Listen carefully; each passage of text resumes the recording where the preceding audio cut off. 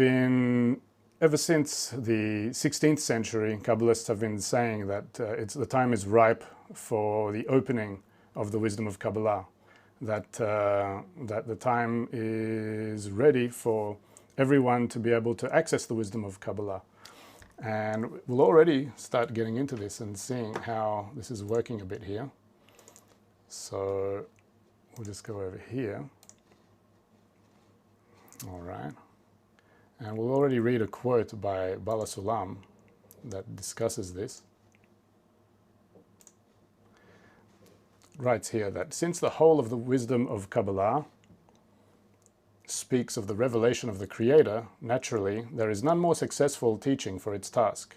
This is what the Kabbalists aimed for, to arrange it so it is suitable for studying. And so they studied in it until the time of concealment. It was agreed to conceal it for a certain reason. However, this was only for a certain time and not forever. As it is written in the Zohar, this wisdom is destined to be revealed at the end of days and even to children. So that's by Kabbalist Yehuda Ashlag, Baal HaSulam, in the teaching of the wisdom of Kabbalah and its essence.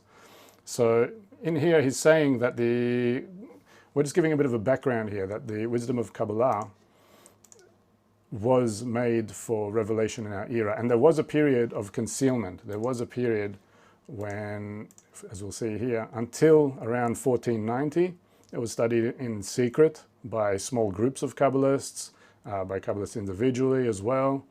And from around 1540, there was this period where it was able to be open to everyone. As he said, to women, to children, to people under the age of 40, as it was often thought that you'd have to be at least 40 years of age to study the wisdom of Kabbalah. So what happened in these periods? We'll just read another short quote here by another Kabbalist, Rabbi Abraham ben Mordechai Azulai. He actually mentions these years specifically here. The prohibition from above to refrain from open study of the wisdom of truth was for a limited period until the end of 1490.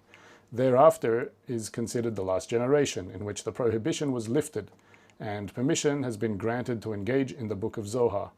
And since the year 1540, it has been a great mitzvah, a great precept, for the masses to study, old and young. And since the Messiah is bound to come as a result, and for no other reason, it is inappropriate to be negligent. So,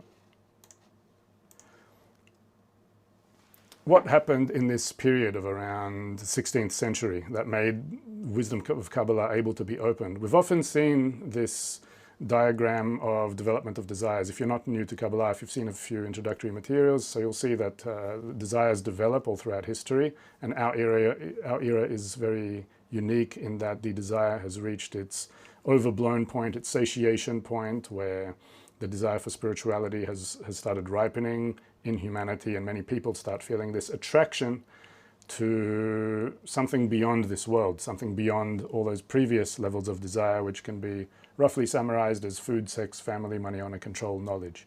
However, we often say that there's this difference between the desire for knowledge and the desire for spirituality, right? That we have the smaller desires for food, sex, family, then the desire grows, and there's a desire for money, and then we go through these desires for honor, control, knowledge, and then spirituality.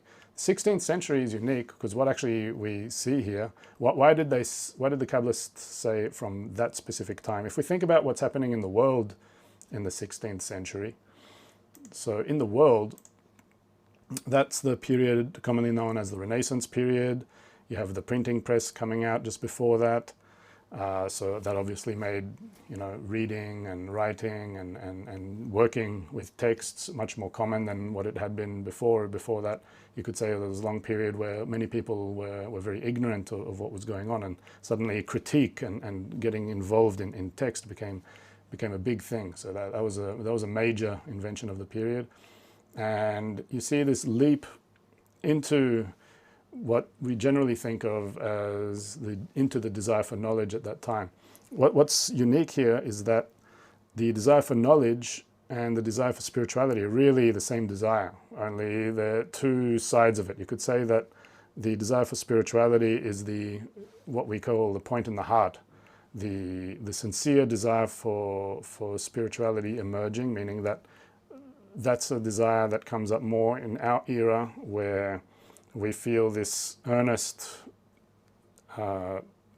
unfulfillment in all the previous levels of desires, and we want something some attraction to what is beyond this world. Desire for knowledge is more the same desire, but which emerges still connected to the lower levels, connected to the egoistic desires, and that's what emerges around that period in the 16th century. So, you have the Renaissance happening in the world. Just think of all these people that emerged in this time, and the teachings that emerged. Science became much greater. The arts, culture. You have people like Copernicus and explorers like Columbus, and you have Da Vinci and Michelangelo, all these artists emerging in this period. When you compare that to the whole Dark Ages and Middle Ages before that, it's really some major advances in terms of what was happening in humanity. A little bit afterwards, you have Descartes. This philosophy starts becoming a major thing. So there's this thriving atmosphere that's emerging mostly in Europe in this time, and it's this expression of this new desire that's emerging. Also in this time in Kabbalah, you have the Kabbalist, the Ari, emerging, who is referred to as the major turning point in the wisdom of Kabbalah in terms of preparing the wisdom for our era. The Ari, who is Kabbalist Isaac Luria, prepared the wisdom of Kabbalah he revived that scientific language of Kabbalah that Abraham once used in his Sefer Yetzirah, the book of creation, and he expanded on it. And if you really get to the core of what is this new desire that was emerging in humanity at that time, and what led the Ari to upgrade the wisdom of Kabbalah in a new language, meaning that the attainments are still the same attainments, but the communication of those attainments became upgraded to be much more scientific, much more precise, pointing to specific spiritual objects, spiritual processes, and spiritual phenomena that are happening, and structures. Whereas before, previous language such as that of the Torah and the Tanakh and the Midrash, it was, you could say, it was a lot more hazy in its communication. So it came out specifically in this period, and you can see it with what's happening in the world as this fulfillment for this new desire, which demands proof, where previously no proof was really demanded. The people could get by with those previous languages because it gave a certain sensation, and it provided a path to the upper world for those who studied it in secret and had the proper teachers and the access to it. But from the period of the Ari onwards, he upgraded the communication of the wisdom of Kabbalah to cater to this new desire, which demanded proof, and the scientific approach became much more in demand in terms of Kabbalah. And later Baal HaSulam in the 20th century further interpreted the works of the Ari and gave people just in this world access to be able to get to the wisdom of Kabbalah. And he and also the book of Zohar point to the end of the 20th century, and mainly the 21st century, as being the time when the wisdom of Kabbalah would become expanded to the masses, to humanity, because the desire that started popping up in the 16th century and developed from then till this time would reach a new threshold, which is called the emergence of the point in the heart, the desire for spirituality, which is expressed by questions such as, what is the meaning of life? Why am I here? What is reality? All the existential questions that are within us, they are the ones that Kabbalists since the beginning of time had known that this wisdom is made for supplying that specific desire, those existential questions, for getting their fulfillment. And their fulfillment, the purpose of the wisdom of Kabbalah, is to bring those desires to their full completion, which is the revelation of their connection as a soul, which is in connection with the Creator, the revelation of the Creator to us created beings while we're alive in this world, to really get those answers in a clear perception and sensation while we're alive in this world. So all those developments came towards that. And what we're going to get into now, that was just all a prelude to what we're going to discuss now, is how how Kabbalah has been expanding throughout this century, what certain developments have been happening to bring it to a point where you, right now who are watching this, and Kabbalah come to this meeting point. Why, as I said earlier, this show is called Kabbalah Explained Simply. Why are there so many efforts to explain Kabbalah simply today? And how has that been undergoing a certain processing over the years? Well, that's what we're going to get into now. So we've got a lot to get through. Since we do have a lot to get through, what I do ask is if you have any questions that emerge during the session, note them down in the comments. And also right after this session, we're going to have 1 full hour of getting to your questions and answering them in KabU. So if you want to join in that, if you haven't already, you go to kabuconnect.com and you just go to the live page there and there'll be a Zoom link, and then we'll meet up in Zoom after this and we'll do just an hour straight of Q&A. All right, so let's get into it. So just a little bit before we talk about what's happening in the 21st century, we'll just talk a little bit about RABASH. He was the Kabbalist who preceded Kabbalist Dr. Michael Laitman and the organization that we're speaking on behalf of now, the B'nai Baruch Kabbalah Education and Research Institute and KabU. RABASH, although he died in 1991, he did some things which were very significant in terms of expanding Kabbalah. One was in the early 1980s, he started allowing secular students to come and study Kabbalah from him in Bnei Brak. Bnei Brak, if you don't know, it's known as the most religiously orthodox city in the whole world, and that's where he lived, and that's where he taught Kabbalah. And it was, while today we might think of it as something trivial that someone secular is going and studying Kabbalah, it's full of millions of people who are secular studying Kabbalah today.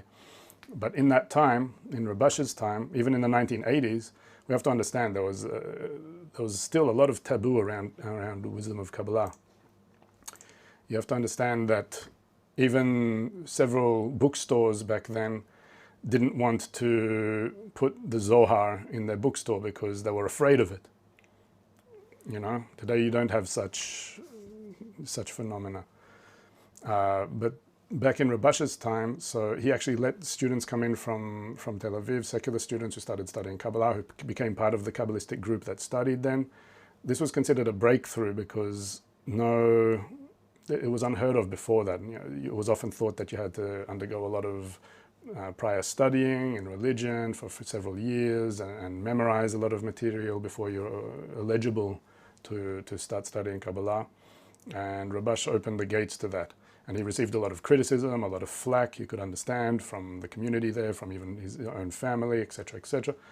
But this is what he did. And this was more symbolic in terms of how the symbolism of this action is really what was continued from RABASH through Kabbalist Dr. Michael Laitman and B'nai Baruch, really opening the doors of Kabbalah to the whole world, as is written in the text of Baal HaSulam, in the Ari. RABASH also writes about it, that it is time for the mass expansion of the wisdom of Kabbalah. And you could already see that he wasn't paying attention to these barriers that were there. So that was already a significant action there. And also he started writing the first articles about group work and how a Kabbalistic group can start getting ready. One thing we'll also be getting into in this session is you'll start seeing books and other content being available. What you'll also see, if you go to the description, there's a link there to a document with all the links to all the books and all the content that we'll be discussing in this session. And if you click on that, you'll be able to see exactly and find what we're talking about. So RABASH started writing the first articles on how to organize a Kabbalistic group, and they became the foundation for Kabbalistic group study in our era. That's what we learned from in KabU, in B'nai Baruch, and they become available in this book here, the RABASH, The Social Writings. It's a summary of all these articles about how a Kabbalistic group functions, the foundations of a Kabbalistic group, all the relationships and how it all works in there. So that's already one book about it. He also wrote several materials that further expanded on the inner work of a Kabbalist, the inner spiritual work that, unlike no other Kabbalist in history, there's several volumes of his writings that are available. And in addition to those writings, he also published, well, he gave a notebook that he kept of his, of what he wrote down from his teacher, who was also his father, Kabbalist Yehuda, Ashlag, Baal HaSulam. And that notebook became published by Kabbalist Dr. Michael Laitman as Shamati, which means I heard in Hebrew. And this book as well is full of these, some are very long, some are very short, but they're all articles that he heard from Baal HaSulam, which get into the inner spiritual work in no other way. They're really an emotional outpouring and an emotional guide on how to relate to all kinds of inner states that we go through. And even that was something that was unheard of before. The amount that he opened in the wisdom, both in terms of the inner work that is done and also the external work that's done in a Kabbalistic group. All these things Rabash really opened up, and also that example of letting secular students study with him. These three things were very significant and were like a basis for how Kabbalah would continue expanding since then. Moving on. So Rabash's death in 1991 saw a period where Rav Michael Laitman, he went into his house after that and just wrote and wrote and wrote and wrote. It became known as a book which is called Attaining the Worlds Beyond. Here you can see it a bit blurrily. It's also there in the picture. It's also a very detailed account of the inner work of a Kabbalist, of also a lot of material that introduces Kabbalah. And this period is really marked by the fact that it transitions from Rabash teaching Kabbalist Dr. Michael Laitman and his group to Kabbalist Dr. Michael Laitman together with his book that he wrote, but starting to invite students to study with him. The first student of which was Israel Sasha Demidov, who just happens to be a renowned actor, award-winning actor who continues studying until today. And the group started slowly forming around Kabbalist Dr. Michael Laitman in that period. You have to understand this is still a period where, other than a couple of books that were published, and in the end, at the very end of the books, it was written, you know, if you're interested in studying further, call this phone number. You know, that's how people would come to it, and then they'd call Dr. Laitman directly or someone close to him, and then they'd come and start studying like this. This is how it all began from that period, and then the group that he started forming, he gave the name B'nai Baruch, which means the sons of Baruch, which continues till today. Kabbalah on the web in 1995. So this is another thing, we'll just go over this quite quickly, that the more all kinds of technologies advanced, and so the more Kabbalah started dressing in those, the first website came up. Significantly about this period, you can say, is the first forum also came up. You know, forums were very popular back in the 1990s, still around today, but they were much more popular back then. Dr. Laitman himself was answering questions back then on the forum, and an archive of all those questions that he answered became compiled into another book. What we'll see is certain books coming up through certain periods that kind of define the advances of a certain period. So that book is called The Kabbalah Experience, a definitive guide to authentic Kabbalah, or a definitive Q&A guide to authentic Kabbalah. You'll see the link in that page in the description. So yeah, that's what came up then. That Q&A that Dr. Laitman left behind, it really, if you go through it, and if you read through all that Q&A and read through that whole book, you'll really get a very good feel of the foundations of this specific method of Kabbalah, of how authentic Kabbalah works at its foundation. You'll get a clear understanding of the goal of Kabbalah, and not just the goal of Kabbalah, but you'll get all kinds of questions coming at Dr. Laitman from all kinds of different directions about whether it's connected to mysticism, astrology, you know, the supernatural, religion.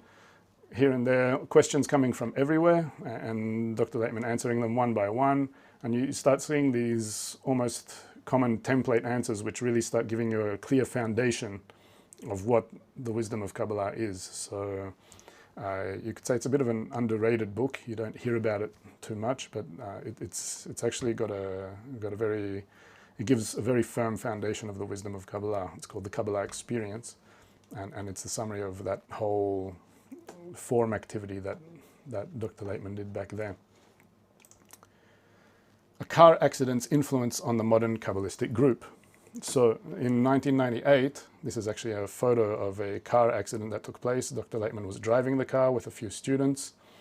They had a very major collision, and it included going to hospital for a long time. Long story short, what ended up happening was the group that was already studying with Dr. Laitman became much more serious as a result of this. This becomes a sign of various points throughout the dissemination of Kabbalah, that you'll always see some kind of crisis coming up, either in the world or in this case, something that directly affected the group. And through this crisis, a new tweak happened, a new threshold became realized precisely through the emergence of something like that. So, it was a very dramatic period. If you can imagine that if you're a student and you have a spiritual teacher, and that teacher goes into a near-death situation, goes into a coma, and you have to take care. You can understand the kind of scrutinies and clarifications you go through in such a state. So the group really banded together a lot stronger then, and it became a much more serious group since that time onward. So it's definitely worth a mention, because the quality of what came out of the group underwent a big leap in that period. The birth of the world Kli. The world Kli in 2001. The world Kli meaning the world vessel. Kli means vessel or receptacle. Another way you could understand Kli is a soul. In the wisdom of Kabbalah, we understand the soul as something that we attain. And when we attain it, it's not something that's inside us, but it's something that's in the connection between this specific desire for spirituality that we all share. That we have this big bag of egoistic desires, and then this small point which is like a nucleus of the spiritual desire. So the whole work in the Kabbalistic group and what becomes known as the world Kli, because really it's one group that studies all around the world. So that soul is the revelation of the light of the Creator in this connection of all these desires that aim toward a common motion, a common intention of loving and bestowing to each other in order to bestow that contentment to the ultimate force of nature, to the Creator. And so this common vessel, all students studying from any part of the world, really started forming around 2001. You started seeing groups popping up in Moscow, in New York, in San Francisco, and all over the world. And then this concept of a group studying daily Kabbalah lessons all around the world, and having weekly meetings as well, and patching together technologies to make it happen. You have to understand that this is a period, 2001, you don't even have Facebook, you don't even have YouTube, you don't have Zoom, of course.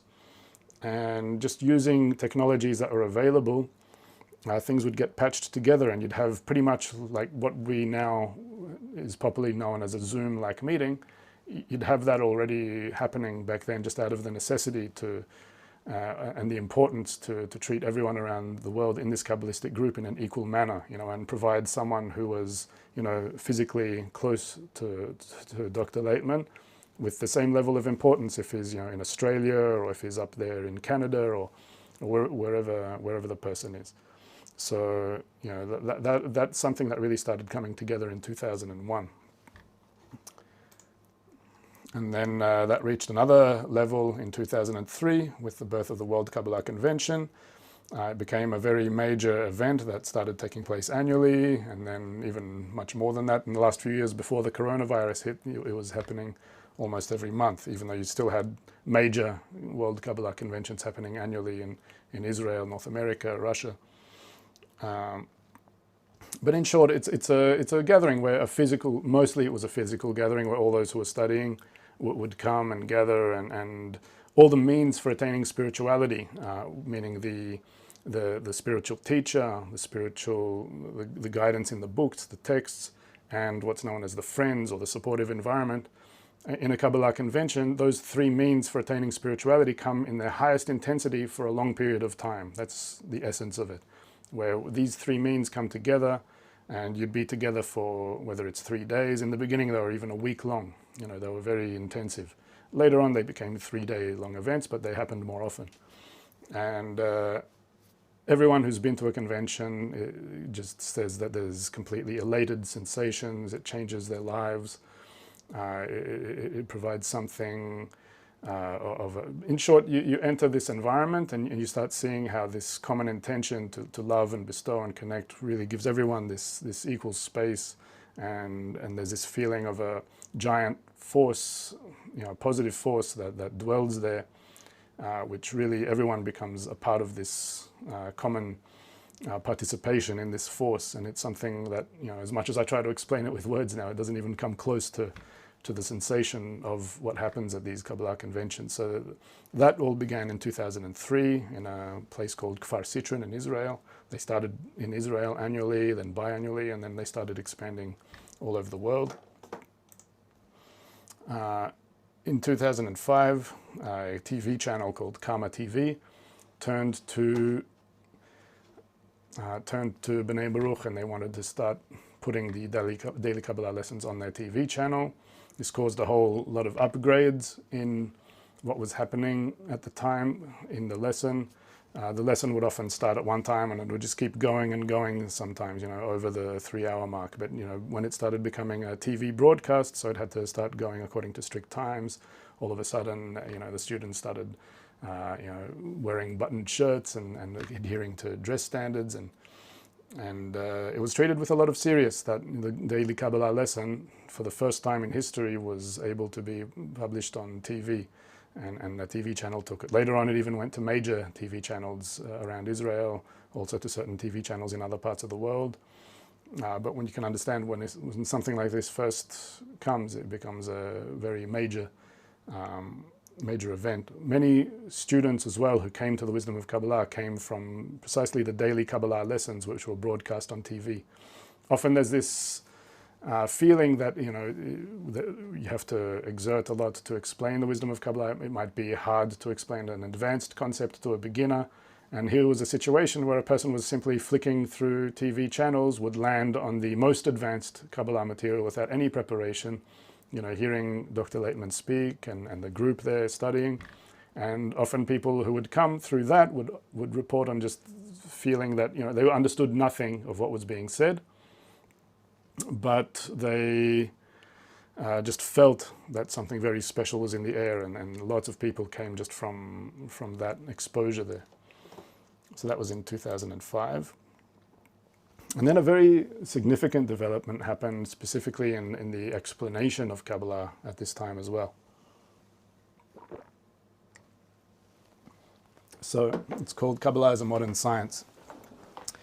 Dr. Laitman, he went for his PhD around this time.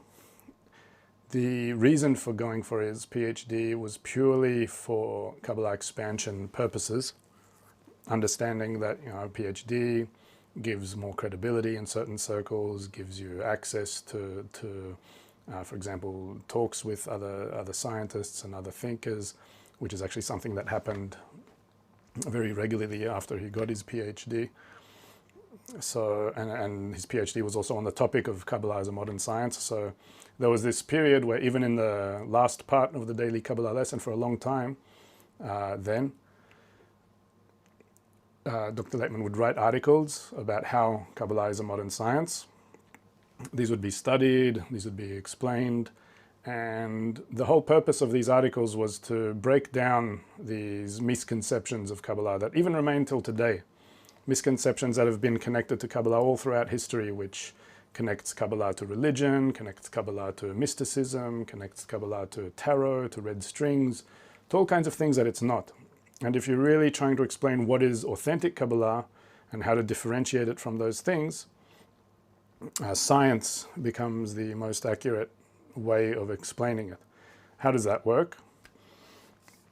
By the way, you see here a book, Kabbalah, Science and the Meaning of Life. That's a result of certain explanations and things coming out of this period. We'll talk a little bit more about that soon.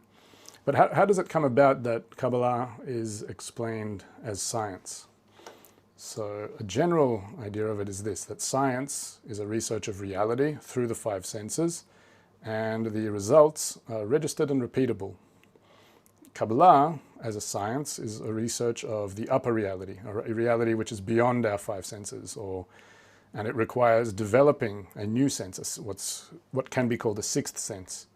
And likewise, through the development of this new sense and the perception of this new reality, you get results that are registered and repeatable. And all throughout history, Kabbalists have been getting these results and writing about them in their books, similar to how a physicist would go out and conduct experiments and register the results that the physicist gets and put them in the books that other scientists can go and repeat. And if they repeat the same experiments, so then they'll get the similar results. So it's the same thing, it's the exact same thing here. So this was the basis of explaining Kabbalah as a science. Also in this period, a very popular movie came out which discussed these existential questions and which had some scientists also in the movie, mainly around quantum physics. It was called What the Bleep Do We Know? If you're in this whole spiritual interest, so I'm sure you've probably come along that movie. At the time it was very big, and it brought questions like what is reality to some kind of mainstream. I wouldn't say a major mainstream, but it was fairly popular for its time. There was events where Dr. Laitman met with a few of the scientists from this movie. There was events in San Francisco where he actually taught them for a couple of days.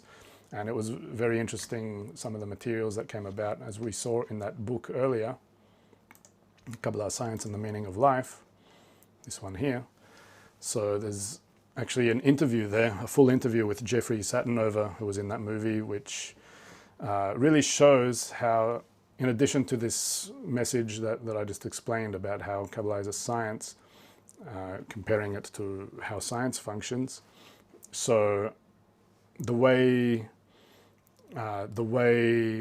science reaches a certain limit, the way quantum physicists discuss how science reaches a certain limit, where they could show how science reaches a point where they acknowledge that everything is simply our perception of reality.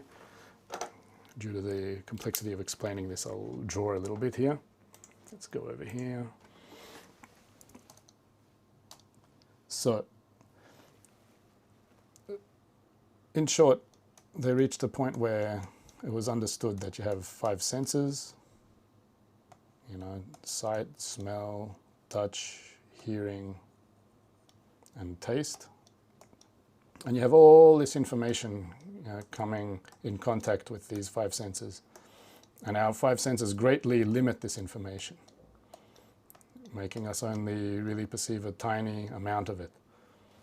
And then from this tiny amount of information that they absorb, it gets further processed, and only the most self-serving information, only the information that our will to receive, since we are ultimately this desire to absorb and receive pleasure all the time, so that gives us a picture which is called this world. That's what we know as our world, or our reality. So out of billions and billions and billions of bits of information out here, we just get this tiny portion of that at every single moment that we can say is our world. And what is actually out here, we can't say anything about that. And this is the limits that several scientists, mainly people involved in quantum physics, quantum mechanics, started discussing, that we really can't say anything about what's outside of our senses, because everything we perceive and everything we sense is in our sense, it comes as a result of some kind of contact with our senses.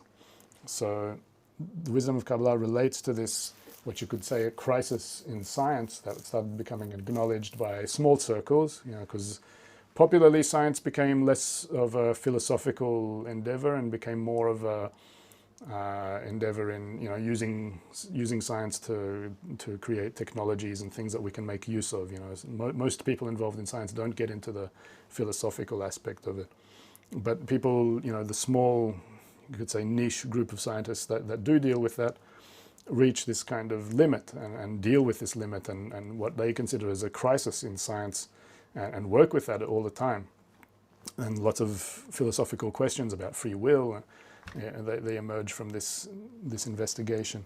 So Kabbalah comes and says that what happens here is we develop a new sense, you could say, outside of these senses, the sixth sense. Sixth sense is just a way of calling it. I don't want you getting that mixed up with how you sometimes hear about sixth sense being described as intuition or something. It's got nothing to do with intuition. The sixth sense in Kabbalistic languages, it's the masach. You'll hear it referred to as the masach, or the screen. Masach literally translates to the screen, where with that you can reflect the forces that are constantly working at this level. You can reflect them, you can give them back. It's a sense of bestowal. Other than these senses that receive, and which, all the five senses are receptors. It works according to this inward direction to receive. So this new sense is a sense that perceives according to bestowal. That's why it can't even be imagined to us how we perceive this reality through bestowal. And then we start developing the perception of the upper worlds out here. That's how the wisdom of Kabbalah works. That's why it's still always complex to describe it, because you're describing a reality that requires a new sense to perceive. And until we get that new sense, then we can't imagine what it's like, similar to how you can't imagine what it's like to have another finger in your hand. So that started becoming clarified a lot more in this period. So we'll move on. Birth of online structured learning in 2006. Again, more advances, this is more relating to advances in technology. What we start seeing here is there's certain crises that emerge, which Kabbalah comes and starts becoming this explanation of the nature behind this crisis and the solution to this crisis, similar to what we now described as this crisis in science, and we'll see that with other crises that emerge. And there's also this jumping on opportunities, opportunities that arise in technological advancement and things like that. So structured learning, now again, it's very trivial. You have courses popping up left, right, and center all over the internet. Back then, it was still relatively new. Putting together things like distance learning and video courses and live lessons through video. So that actually began in 2006. What is the current iteration of KabU? And what we say, to come to, for example, after this session, we'll have a Q&A session in KabU. KabU is the structured learning environment of B'nai Baruch today. Its first iteration was called Ari Online, and then it underwent revision. It was called the B'nai Baruch Kabbalah Education Center. And ever since 2016, if I'm not wrong, it's been called KabU. Really, it's the same kind of thing, structured online learning together with a community, which is perfect especially for beginners, but if you're intermediate, advanced, it's for everyone really. So that all began in 2006. The shortening of Kabbalah is also something worth mentioning. What does it mean, the shortening of Kabbalah? It means that until the 2006, if you would have come to the website or bought books about Kabbalah, it would have all been, on the website, the first article you would have clicked would be like 20 pages of text, long transcripts of Dr. Laitman's talks, and I might be exaggerating a bit there, but in short, it was very long material back then, and shortening it into shortened forms, it also came with getting up with the times, the same way as articles and posts started popping up in shorter forms all around the internet. Likewise, Kabbalah also did an upgrade, and there was a lot of scrutiny back then on how to explain Kabbalah in a very shortened kind of way, in 300 words, 200 words, in an elevator pitch. You see here a copy of Kabbalah Today. That was a newspaper that came out at that time where several students would come together and write articles and get them published, and it was distributed in print and digitally. You can even go see, if you go to the related materials, as I mentioned, which is in the description, you'll see an archive of all the Kabbalah Today newspapers that were around at the time. So there was a lot of scrutiny on how to, there was even lessons where toward the end of the lesson there'd be a whole discussion on, how do you describe Kabbalah in a sentence? Today you might have some kind of answer for that. Even today you'd struggle with it a lot of the time. But back then, trying to really explain Kabbalah to someone who has no awareness of it, what it is in a sentence, there was a lot of scrutiny on that. It was also at that time when the publishers of the Complete Idiot's Guide turned to B'nai Baruch and Dr. Laitman for Dr. Laitman to write the Complete Idiot's Guide to Kabbalah, which furthered that scrutiny on how to explain Kabbalah in this more simplified, shorter way.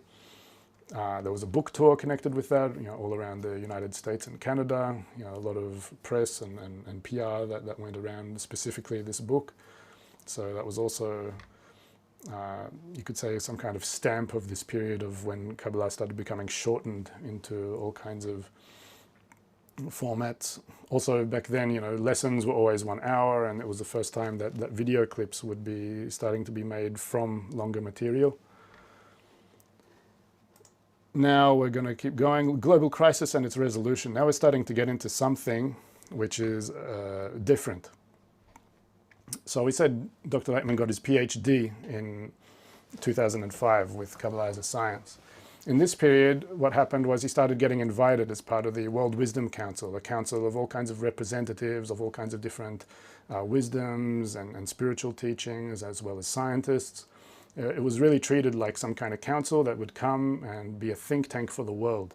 And Dr. Laitman was invited to be a part of that. He was a member of many things. What actually happened in this period was a new kind of message with a new kind of audience, not aiming specifically for people with points in the heart to bring them into Kabbalah, but something that could be disseminated outwardly to humanity, understanding that not everyone has this desire for spirituality. And what would be a positive message for people that you're not actually trying to give them a spiritual fulfillment on, in terms of, the idea with Kabbalah is that not everyone wants to study it. Similar to how not everyone wants to play violin, and is not willing to put in all those efforts to study violin. But everyone really enjoys music in some kind of way. Listening to it, receiving it. So the message that started becoming clarified in this year can be summarized like this, what you're seeing here. Independence plus egoism equals crisis. Yes, so the more we connect globally, but while we're egoistically connected, the more we experience that connection as crisis. I'm sure you can relate to this today, meaning that we become more connected all around the world technologically. Facebook is a good connection of that, or economically. You see how global economies become more and more connected. In short, the population is increasing exponentially and significantly. But while we're remaining as egoists, meaning while we don't change human nature to become altruistic, to discover its positive form, which is in balance with nature, so we experience that tightening connection and tightening interdependence as crisis, as something that brings about a whole bunch of problems. Whereas the opposite of that, independence plus altruism, if we develop positive connections, mutual consideration in all these connections that we develop, so we'll experience a world completely of harmony.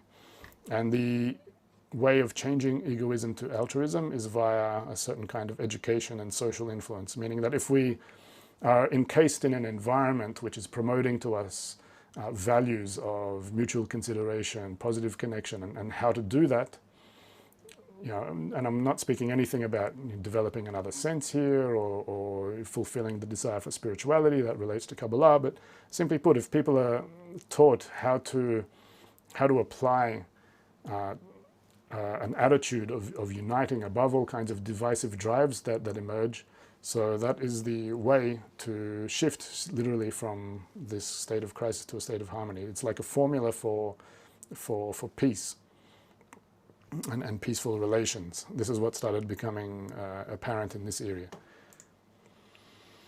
What then ended up happening is while these thinkers were discussing all these, in theory, this idea of global crisis, and they foresaw a global crisis emerging. In 2008, that global crisis became a tangible reality. The global financial crisis came up, and people felt on their flesh what that meant.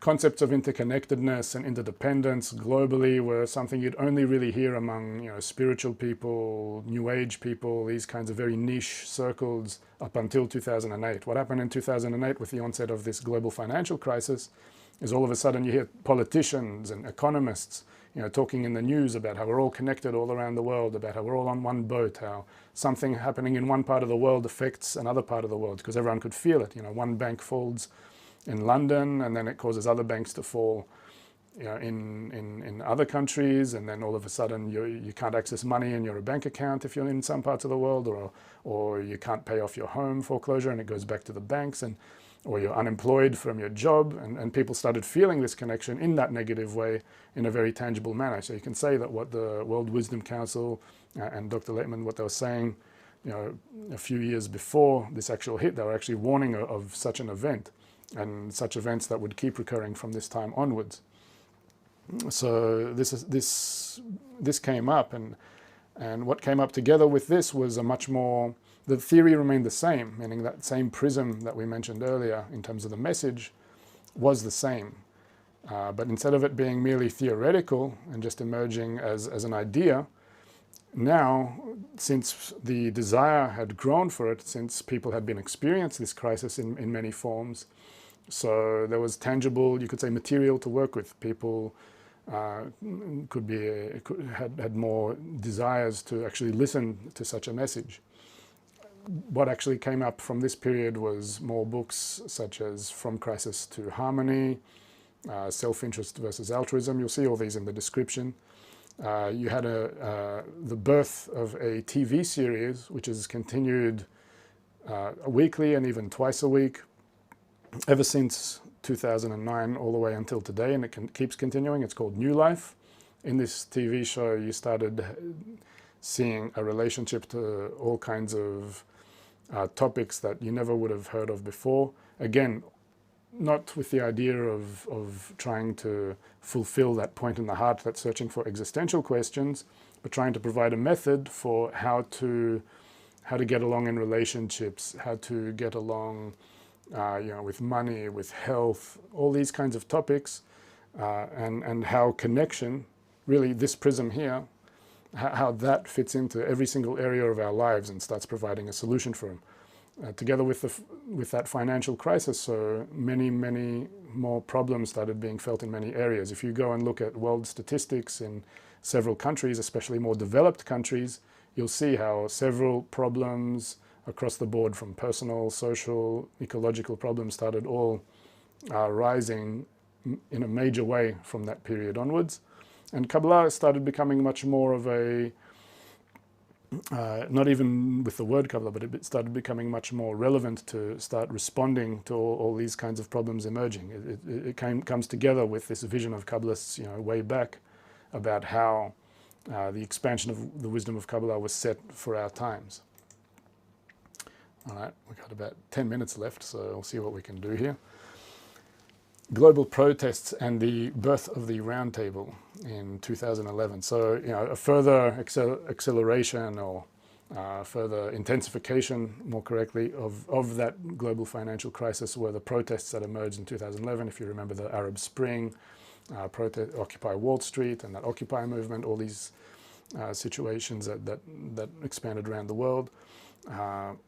Several students started going to these, not really participating in the protests, but a method called a roundtable discussion became a practical tool by which that same message that theoretically emerged back in the global crisis and its resolution period, a practical method called a roundtable discussion really started becoming a tool by which any topic that needed a solution, any kind of problem, could be discussed. And following these rules, people could be led to a point where they realize and get a sensation of connection as being the solution to that problem. These rules, in a very summarized way, are equality, meaning you relate to all participants of the roundtable as being equally important. Focus, meaning that you discuss one topic at a time in the circle. Synergy, meaning that every participant expresses an opinion. acceptance, so that there's no arguments, criticism, or judgmental statements in there, and flow, listening to the others in the circle, meaning listening is very important. In short, it takes a while to internalize these rules and really understand them, and it's good to practice it a few times. But when these rules are applied, and these rules, again, this isn't something disconnected from the wisdom of Kabbalah. It's more like a filtering down from that spiritual state where we're all connected as one soul, as this circular system, as this equal system of souls. If we take those rules and really try to filter them down to the level of our world, so they become expressed as these things, where if we can hold a discussion among each other holding onto these rules, then we'll just see how we each start helping each other and serving each other to discover this new field, which is not within me and it's not in the other person, but it's in the connection between us.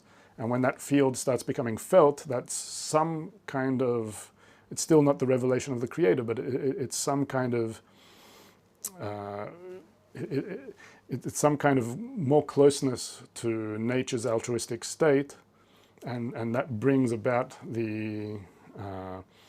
a closeness to that force which starts working on us in a more positive manner. And through that force working on us in a more positive manner, through our efforts to connect in such a way, so we will start seeing a more positive phenomena occur in our lives. This is more or less, this becomes a method for that same new kind of message that came along in that time. Also, running concurrently with this was, now we can take it back to the wisdom of Kabbalah and developments in the actual wisdom of Kabbalah, was the unlocking of the Zohar. Until 2009, the Zohar wasn't studied in Bnei Baruch. But from 2009 onward, the Zohar with the Sulam commentary by Baal HaSulam being the only Kabbalist of the 20th century as well, who wrote commentaries to the Zohar and the writings of the Ari. So that Sulam commentary started becoming material that Dr. Leitman, he himself took it upon himself as a project, as well as Bnei Baruch, and it started becoming, I wouldn't say studied in the daily lessons, but read. One of the very unique things about the Zohar was that it's at such a high level, and it contains such a lofty spiritual force that, and its language is such that the approach to it is more like reading a text in order to draw the forces from that spiritual level. Less like Talmud Sefirot, where the intellect somehow, interplays with it. The Zohar is more like, Rav Leitman often referred to it as like a baby picking up a remote control, a remote control to the upper world, and the baby just starts hitting buttons without understanding what they are. That's more the approach to reading Zohar. And through trying and putting efforts towards, wanting to draw that upper, higher state of spiritual connection to ourselves while reading the Zohar, so it draws those forces and they become a tangible reality. So you can see here some books which document the teachings of that period in unlocking the Zohar here. And the sharp rise of anti-Semitism in 2013. Dr. Leitman actually did some touring of the United States in the 2000s before that, mentioned, even visiting Jewish community centers and lecturing to several people around there, and he was talking about how anti-Semitism is going to become a major thing in the near future. And back then, it was completely alien that anti-Semitism would be a thing, and he would even be laughed. One time in New York, someone even trying to hit him after a lecture where he was talking about how anti-Semitism was going to become a thing, and also that the wisdom of Kabbalah, like anything, comes to solve problems in this world, not by solving them on a pinpoint level at the level of the problem, but by explaining how the problems are rooted in a higher degree, and if we attain that higher degree, we also solve them from that degree. There's also the quote by Einstein that if you want to solve a problem, you don't solve it at the same level. You have to rise above the level of the problem, and Kabbalah acts in a similar way. So from 2013 onwards, anti-Semitism actually did start rising very significantly. So you had the financial crisis of 2008, the protests of 2011, and all kinds of mess that started appearing since then. It's been a common pattern throughout history that hatred of Jews and anti-Semitism comes up also majorly after that. Kabbalah has a very deep message about anti-Semitism. In short, it states that the cause of anti-Semitism ultimately, which is a very hard message to understand and which takes a lot of explanation, and maybe we'll do a whole session on it, but that the ultimate cause is a level of disunity that's taking place. Disunity among those with points in the heart, disunity among those who ancestrally had connections to Jewish roots as well, which requires further explanation, and we can get into that. There's a lot explained by this, by the way, by Dr. Michael Laitman in this book as well. This is a book here, The Jewish Choice, Unity on Anti-Semitism. If you're interested in this, I'd definitely recommend this book. There's another book as well called Like a Bundle of Reeds that was actually written in 2013. This one's more recent, this Jewish Choice one.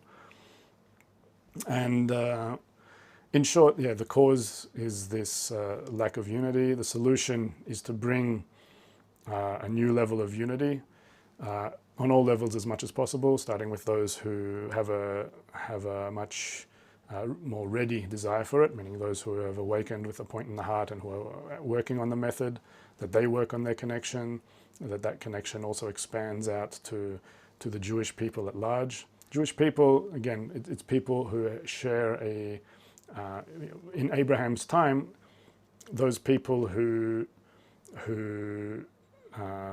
later became known as the Jews, who were given that name, the Jews, were actually people who rose to a spiritual level using the method of Kabbalah that Abraham provided them. And they worked and attained that by attaining that level called love your friend as yourself, or love thy neighbor as thyself. And that's what led them to become, back then, the people of Israel, later known as the Jews, Jews coming from the word united, unity, which led them to become known as a light unto the nations, that by their unity they were able to be a conduit for that light to spread on. So really anyone in humanity who has a desire for it can enter that. Just as back at that time there was no biological definition of a Jew. It was anyone who had a desire to discover the meaning of their life, or to unite above the divisions that were becoming rampant of that period. So it's the same thing today. However, there's also a situation where people with that ancestry and how it's filtered down to today, they also share what's called a reshimo, meaning a certain root, you could say in the DNA, but it requires more explanation. But there's a certain root there that also gives them some kind of name as a Jewish people. And there too, there's a certain message that's pertinent for them. In addition to those with a point in the heart, those in humanity, as we said, there's a message for them that comes from the wisdom of Kabbalah, and another message for the Jewish people that started coming out and becoming more prominent in this area.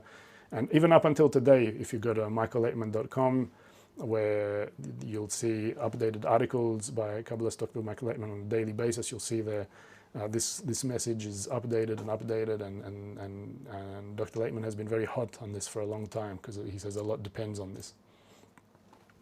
So that brings us to our era now, which we're in, which we have a minute to describe, so we don't have too much. But in short, the coronavirus being an outcome of that same imbalance with nature, going back to that message we mentioned earlier, that interdependence plus egoism is crisis. So the more interdependent we become, the more also nature gives us impetus to realize our interdependence. And we see that with a tiny particle emerging in one part of the world suddenly becoming a global pandemic. So a deeper view of that is that such a situation shows humanity just how connected we are, just how interdependent we are. And if we really realize the depth of this situation we're in, then we would be wise to realize much more positive, altruistic, considerate relations to realize this situation properly. So Kabbalah comes to say that the coronavirus is like a message from nature to humanity, saying, start waking up to your connection. Start waking up to this, to the way I see you, meaning the way nature or the Creator sees you as this one equal whole, and start relating that way to each other. And there's also much more material about that. Again, all the material related to each one of these periods, there's a lot of it, and it's all packaged for you in this link in the description. And we're out of time now. And we're going to have more time, if you wish, on Kabbu, where you can come and ask any questions you've had during the session. And I very much look forward to seeing you there in the next couple of minutes or so. So goodbye, and I hope you all have a great rest of the night, rest of the day, a great great Independence Day there in America, and have a great one.